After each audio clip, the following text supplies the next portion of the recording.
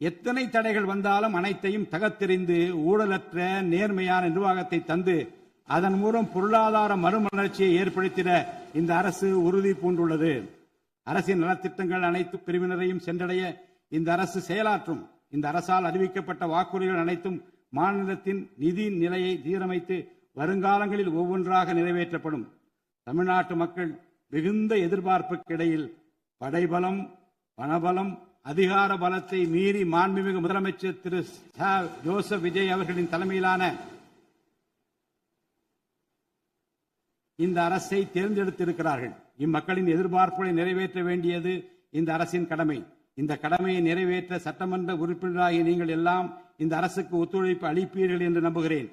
இந்த மாமன்றத்தில் நடைபெறும் விவாதங்களில் கலந்து கொண்டு அரசுக்கு ஆக்கப்பூர்வமான ஆலோசனைகளை வழங்குவீர்கள் என்பது எனக்கு ஐயமில்லை.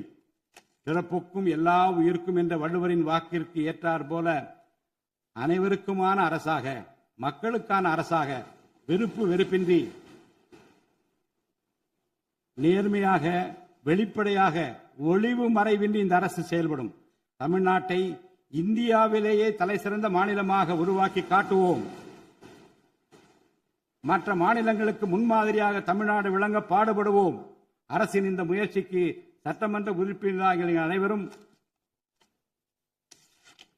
முழு ஒத்துழைப்பு நல்க வேண்டும் என்று கேட்டு எனது உரையை நிறைவு செய்கிறேன். நன்றி, வணக்கம்.